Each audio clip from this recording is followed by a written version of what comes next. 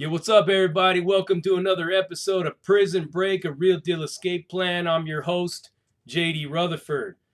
Our last episode went very well. I was very pleased with the feedback that I got. So this channel is going to stay up. These segments are going to keep on going. We're basically going through chapter by chapter of my book, An Imprisoned Mind: A Guide to Escaping Our Self-Made Prison. And we're going to jump right into chapter 2. The journey begins. So feel free to subscribe to this channel, give it a thumbs up, a like, and also leave a comment, and I will try to respond to you as promptly as I can. So the journey begins. So what is a journey for us? Well, a journey could be anything: spiritual, physical, mental, whatever it is.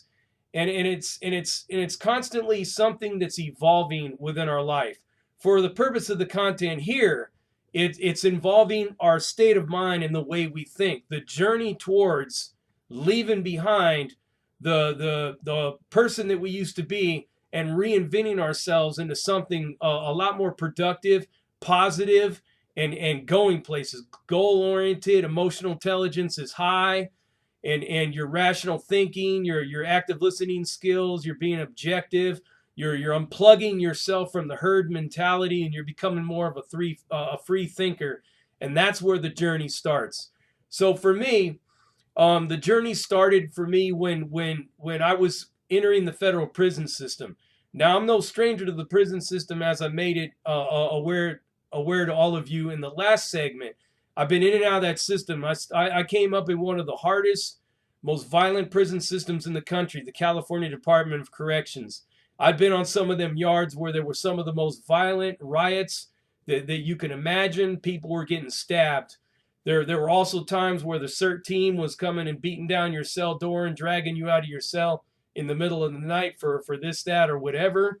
And for the most part, incarceration in this country is not Club Med. It's not Sandals, and it's a very horrible existence to be in. So it's not really that hard for somebody to understand and to see their environment through their own perception, even if an external stressor has manufactured your perception for you through your departure from rational thought. It's still not hard to see that prison's a horrible place, and it's something that needs to be escaped by any means necessary. It's something that needs to be put behind you forever.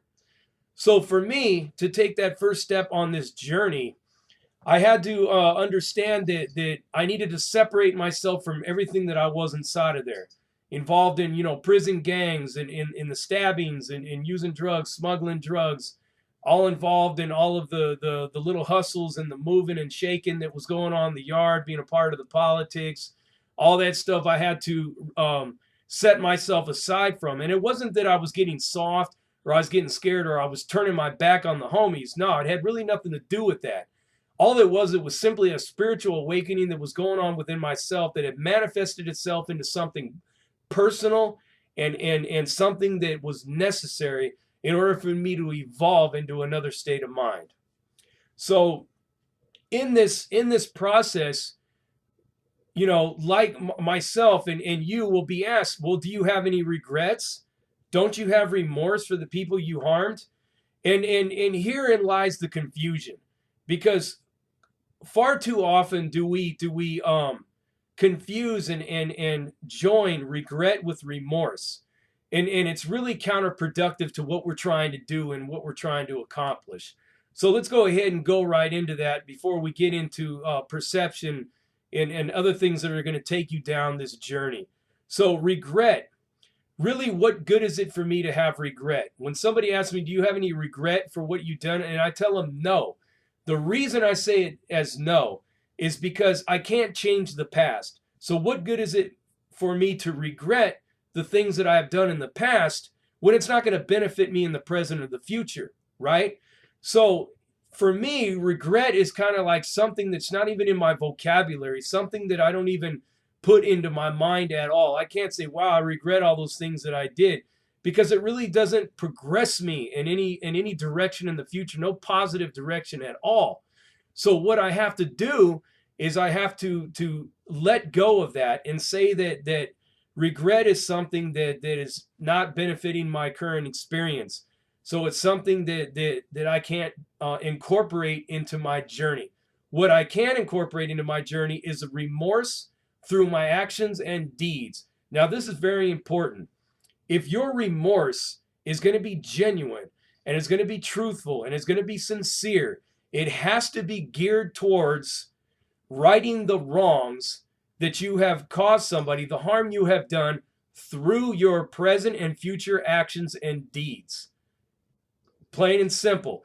It can't be, well, you know what, I'm sorry that I did what I did. Can we just move on from here? That's a quick, simple explain away, and that's something that you use to kind of cut off the people that you've hurt and the people that you've lost trust with, but it doesn't really address the problem and it doesn't really heal the wounds.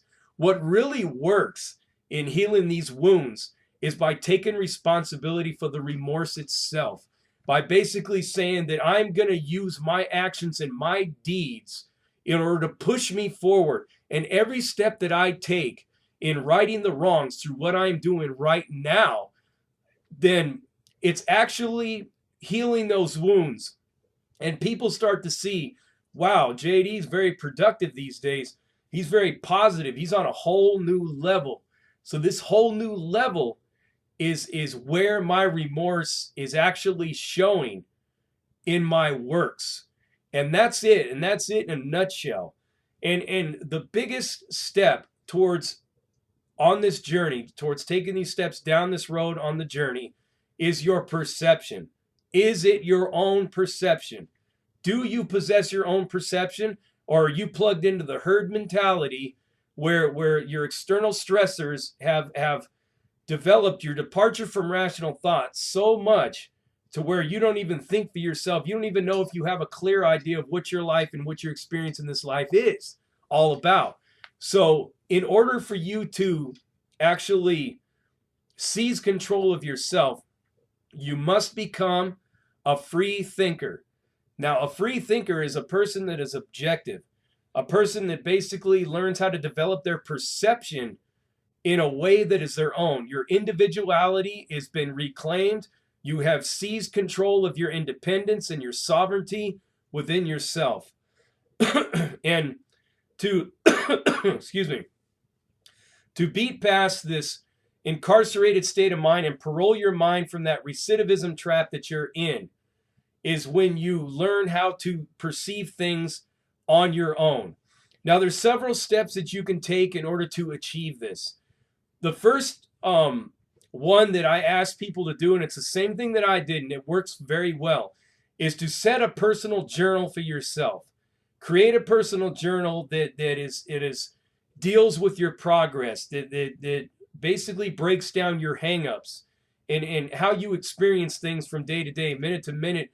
If you have to set a time, I would suggest that you set a goal to have a time each day where you're going to log an entry into this journal, whatever it is that happened, and you're going to start to learn more about yourself, and you're going to start to see how your mind works and how this perception is either your own, and how you're going to start reclaiming your perception and moving away from external stressors.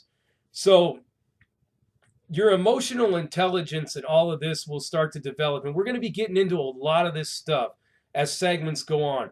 Emotional intelligence is very, very important. It's not only does it remove you from the social mirror, or the hive mentality, like it's the herd mentality, but it actually it flips your paradigm to be more of an individual and to start searching out the facts yourself and moving away from seeing things in absolute terms. So I challenge all of you to start journaling your thoughts and start to take control of your perception and start becoming more aware of your perception. And even go out and start to solicit feedback from others. I mean, if you have to put a post up on social media and you don't get the answer you want from the next person, don't get upset and pissed off and assassinate their character and call them all kinds of names and accusing them of being this, that, or the third. Actually listen to the feedback. Because really, when you're lashing out against anybody else because they don't agree with what you're saying, that's not really you that's doing that. That's your social mirror, and that's your herd mentality that's telling you that you can't listen to any kind of feedback, whether it be constructive or not, from somebody else. So here are the three things that I would like to see you do until we move into the second or the third chapter when we start talking about the departure from rational thought. Journaling your thoughts. Starting to become more aware of your perception of everything. Start seeing things and start looking at everything and becoming aware of your perception. Open up yourself to feedback. Become receptive to this feedback. Start to put out your posts and stuff on social media, Twitter, Facebook, whatever it is, and start to solicit that feedback. I mean, I know it sounds kind of crazy and a lot of people may laugh, but even comment on somebody else's post so that they can give you some feedback, and you'll start to see what I'm talking about. You'll start to see just how non-objective most people are. And when you see it on other people, you'll start to notice it in yourself. So do those three things. Journal your thoughts. Set aside a time each day to write an entry. Start to examine your perceptions about everything that's going on. If you have to sit there and look at a picture and study every detail of it, do that. Because you're going to start to develop your own perception of things. And you're going to start to seize your individuality when you're doing it. And last but not least, seek out feedback. Seeking out feedback to anything that you say or anything that you're feeling and that you're doing. And that's where you're going to start becoming receptive and objective. I'll see you in the next segment, Chapter 3, Departure from Rational Thought, and we're just going to keep moving forward. Thank you for joining me. Like I said, give this channel a subscribe, give it a thumbs up, give me a comment, and I'll respond to you as quick as I can. Peace, and you guys keep the fight alive and break free from that incarcerated state of mind. It's parole time.